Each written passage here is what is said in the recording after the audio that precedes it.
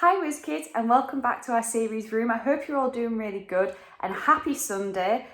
This is part 2, so you need to go back and watch Max and Turbo in part 1 who will tell our story and then come back here and we'll have a little chat about it. So let's get on with it. So as Max and Turbo said, we are going to be looking at Love Never Fails today, which is the last part of the memory verse. You know, that really long memory verse from 1 Corinthians we've been learning.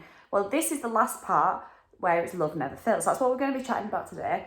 And to help us talk about this, we are going to be looking at a story in John 21. So I want to encourage you to take some notes or to draw some pictures about the story as we do this so that it is in your brain.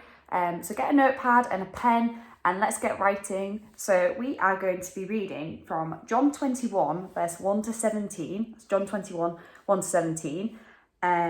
So yeah, I'm going to read it and you're going to take notes. So before we start reading, let me just give you some context because it's a bit confusing. So John 21 is actually after Jesus died on the cross and was resurrected. Bit confusing.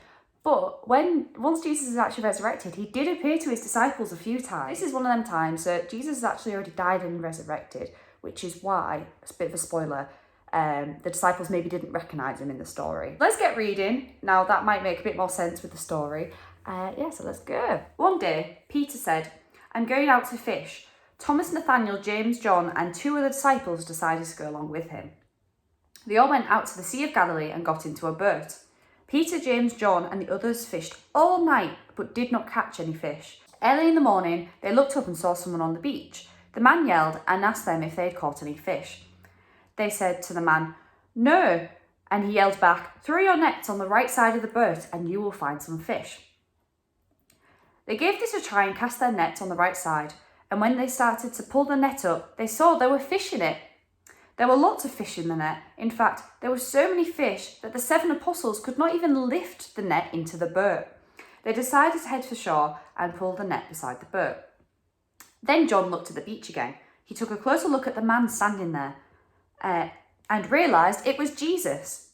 When John told everyone, Peter got very excited and wanted to see Jesus again, so jumped into the water and swam to shore.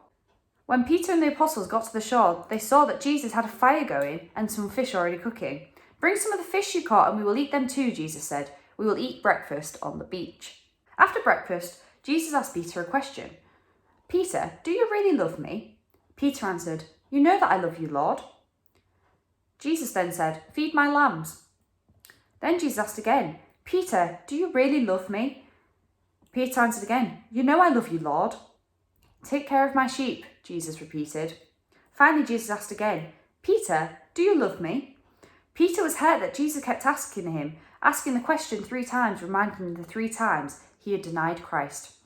"Lord, you know everything. You know that I love you." "Peter, feed my sheep." Jesus had forgiven Peter. He told Peter that he would someday die for Jesus. Jesus said to Peter, "Follow me," and Peter did. Peter would always follow Jesus. That was our story. And it just shows that even though Peter hadn't always followed Jesus and actually denied him 3 times, it just showed that Jesus still loved him and still helped him get fish. So I'm going to tell you a story about a time where I failed in my relationship with my sister. So there was one time where my sister and her husband were moving house and I was like, "Yeah, I'll come and help you move out." And the day came where I said I'd go and help them move their stuff into their new place and I forgot to turn up. And it wasn't until a few hours after I was meant to be there that I realised I never turned up. I felt very guilty. It was an accident, so it's okay. But when they didn't need any more help because they'd already done everything without me, but they still fed me tea at the end of the day and they forgave me. That's a bit of a silly example. But this is exactly the same with Jesus. It's quite easy sometimes to maybe, if you're in a stressful situation, to forget to pray to Jesus or to God.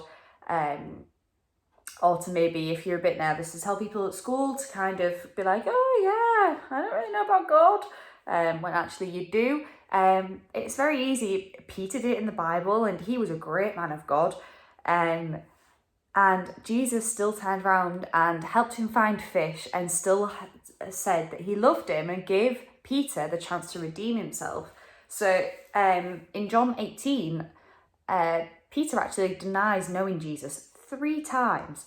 And God gave him the opportunity 3 times to then tell him that he loved him, and he's just going to love you just as much when you make a mistake as if you hadn't made that mistake, which is just so good that it's okay to make mistakes. It doesn't mean that you should go out your way to make mistakes, but it is okay if you do. I've got some questions that I want you to write down some answers to. So get your notebooks that you already had from writing the story earlier or drawing pictures, and I want you to write these questions down and then answer them as honestly as you can. So question number 1. Think about a time you failed to show love to someone, just like when I forgot to go and help my sister and brother-in-law. What could you have done differently? And then question 2, how do you feel when someone fails you?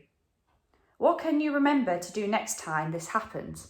Question number 3, what are some ways that you can show love even when someone fails you? That's great.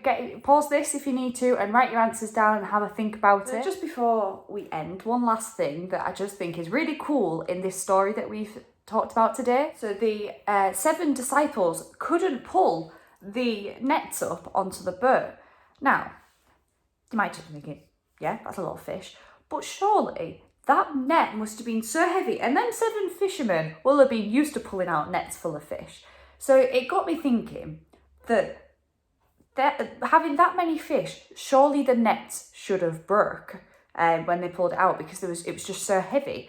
But they didn't, because it was God that had put them fish in that net and was holding the net together so that all them fish could have actually been caught. Which just shows to you, whiz kids, that if you believe in something and God gives you something, he's not just going to give it to you and then just let it go and it's just your job to hold it. God will be there throughout, make sure that you won't drop what he's given you and his love for you. He's never going to leave you, and he's never going to break it, just like them nets didn't break even though there was all them heavy fish in them.